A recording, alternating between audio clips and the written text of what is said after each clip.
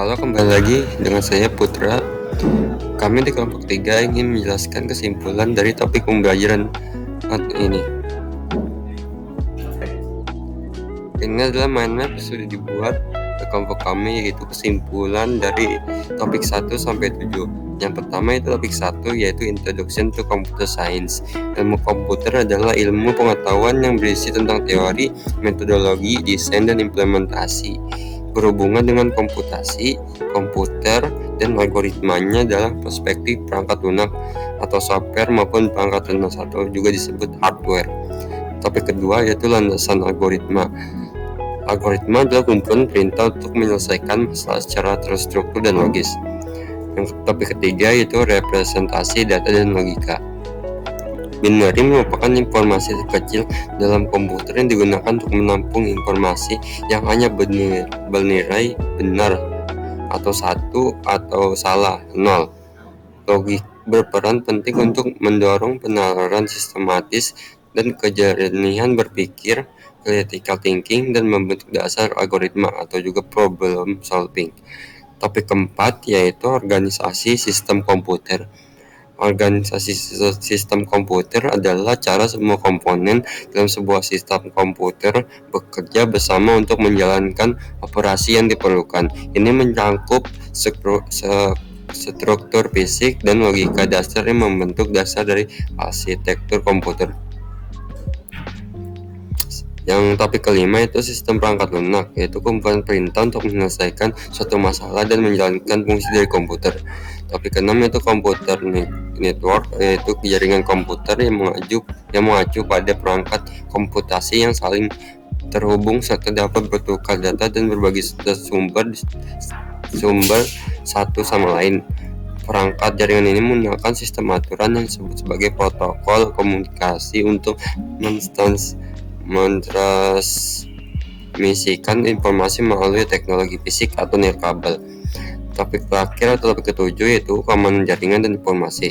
Computer crime adalah kejahatan yang dilakukan di dunia maya dan sifatnya ilegal. Untuk menghindari ini bisa dicegah dengan enkripsi, yaitu merahasiakan informasi.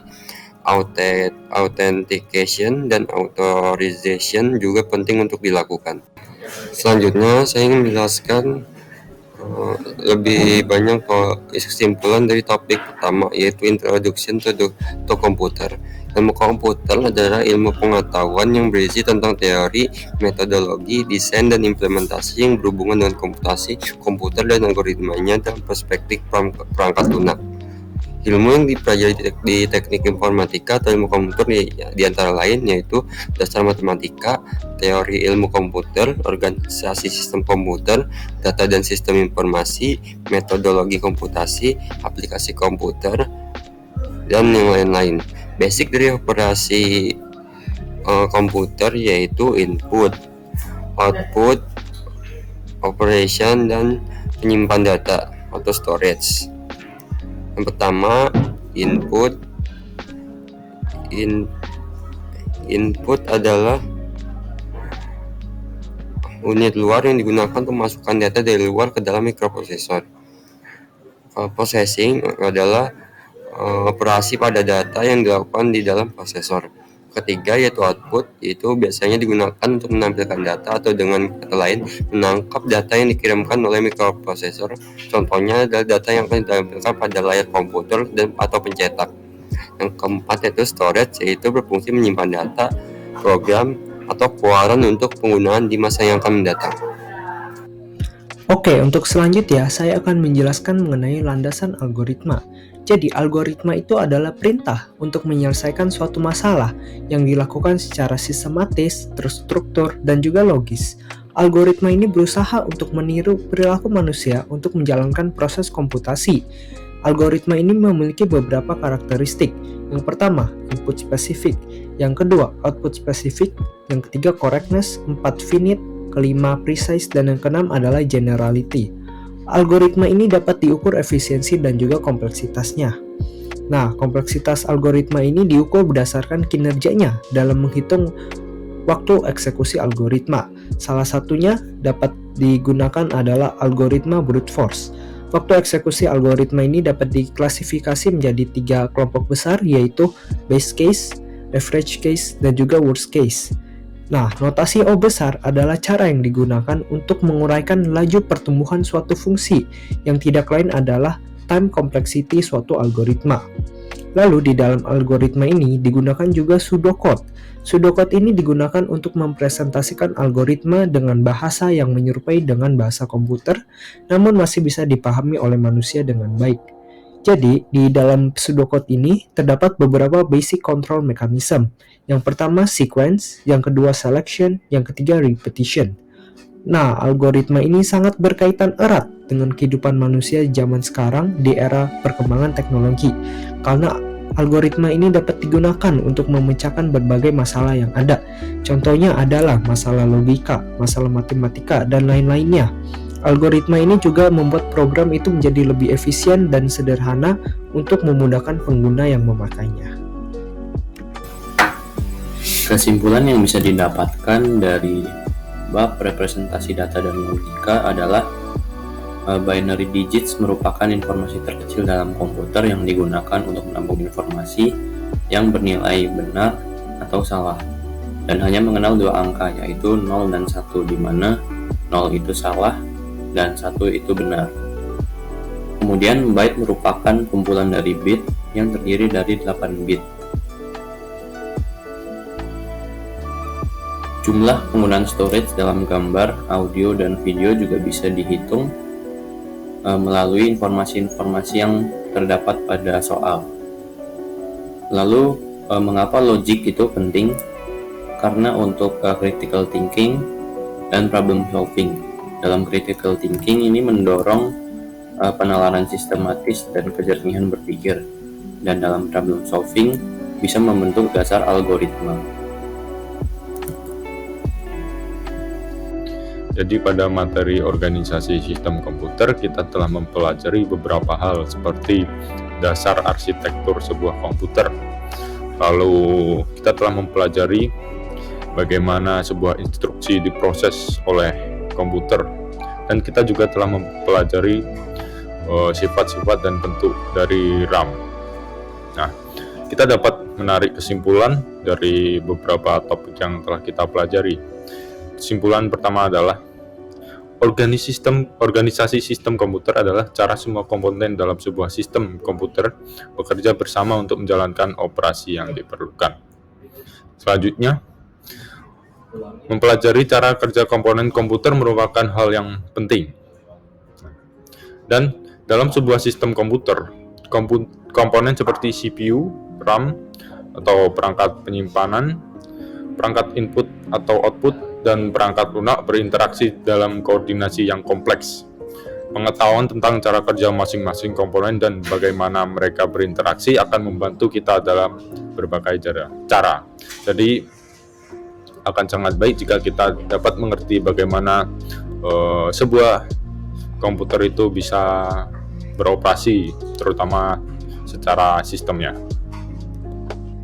Oke, selanjutnya saya akan menjelaskan mengenai sistem perangkat lunak. Jadi sistem perangkat lunak ini adalah kumpulan instruksi atau program yang menyebabkan suatu komputer menjalankan fungsinya secara sistematis, terstruktur, dan juga logis.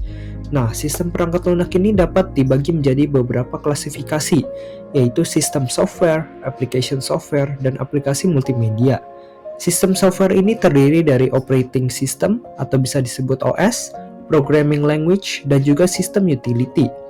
Application software ini merupakan perangkat lunak yang dibuat secara khusus untuk memenuhi kebutuhan pengguna yang spesifik. Contohnya adalah Office, video editing, dan lain-lainnya. Lalu sistem utility ini adalah program yang berfungsi untuk memelihara komputer sehingga dapat menurunkan resiko masalah yang dapat terjadi. Lalu, sistem perangkat lunak ini dapat diklasifikasi berdasarkan sistem distribusinya. Yang pertama ada free software, yang kedua ada semi-free software, yang ketiga adalah copyrighted software. Nah, pengembangan sistem perangkat lunak itu menggunakan SDLC atau yang bisa disebut sebagai Software Development Lifecycle. Hal ini merupakan sistem pengembangan perangkat lunak untuk menghasilkan perangkat lunak yang berkualitas yang mementingkan faktor fungsionalitas, penyelesaian tugas, dan juga keterbacaan kodenya. Fungsi dari SDLC ini menyebabkan pembagian tugas menjadi jelas, merapikan manajemen pengembangan perangkat lunak, dan juga pengembangan perangkat lunak dapat berjalan dengan sistematis. SDLC terdiri dari beberapa model, yaitu ada prototype, iteratif, dan juga agile. Tahap-tahapan yang terjadi di dalam SDLC adalah planning, design, development, testing, review, dan juga launch. Jadi pada materi jaringan komputer dan internet ini kita telah mempelajari beberapa hal dan kita dapat menyimpulkan beberapa poin. Poin yang pertama adalah jaringan komputer mengacu pada perangkat komputasi yang saling terhubung serta dapat bertukar data dan berbagi sumber daya satu sama lainnya. Dan yang kedua adalah jaringan nirkabel atau berkabel memiliki keuntungan masing-masing. Mungkin secara fleksibilitas jaringan nirkabel memiliki tingkat fleksibilitas yang tinggi. Namun mungkin di sisi lain jaringan berkabel memiliki keunggulan lebih daripada jaringan nirkabel.